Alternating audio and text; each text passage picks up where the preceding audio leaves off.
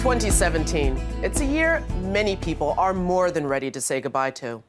While Merriam-Webster's dictionary declared complicit to be the word of the year, others might say chaos described its feeling. At the beginning of the year, a new administration brought in new policies and direction, while others brought a movement of resistance, and more marginalized Americans said no more and made their voices heard. To help recap a year that didn't give anyone a break is WNYC reporter Arun Venugopal on the year that seemed to break breaking news.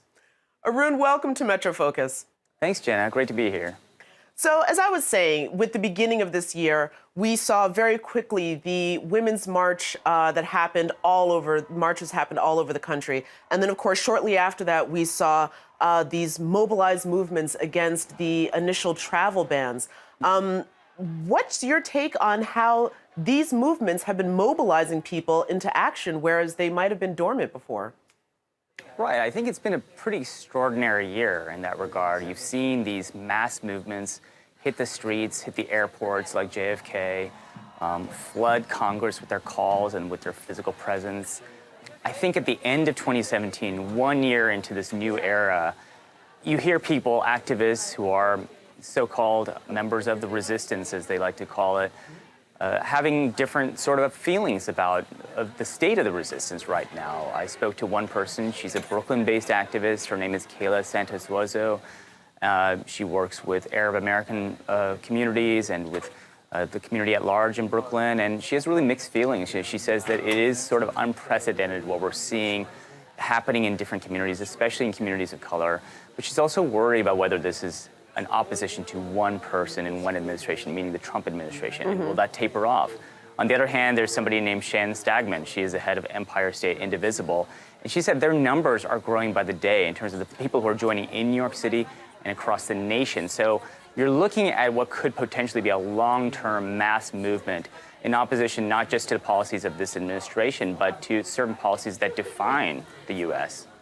Well, speaking of policies that define the U.S., 2017 also saw a year of throwback to maybe not some of our best looks or our best intentions. Things where we saw flare-ups of anti-Semitism, instances of blatant racism, and of course, culminating in that disturbing march that happened in Charlottesville. I'm wondering, is it fair to just color that as a Southern thing, or is that more pervasive around the country? Because I understand you've been looking into the issue here in New York State.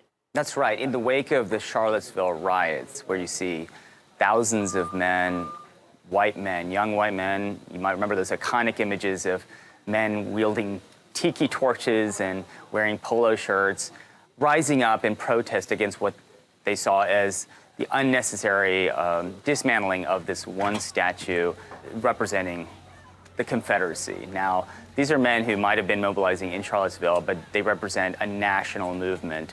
And some of them may not even be in the South. They may actually be living in places like New York. And we're seeing people across the state. We actually turned to our audience to help us crowdsource the locations of Confederate flags. We got a couple hundred across New York State, upstate, here in New York City, Long Island. There are a lot of people who are turning to this symbol as a way of channeling their sense of disaffection. So this idea that we called white supremacy, which a few years ago was used pretty sparingly, I think a lot of people are much more comfortable identifying that and sort of confronting it. Well, speaking of confronting patriarchy, if you will, I can't let you go without, of course, talking about the issue that has touched every industry in America, and that is, of course, the tsunami of sexual harassment claims. Is this a sea change in the way that business is done, in the way that people interact with each other, or is this just more of a reaction to 2017?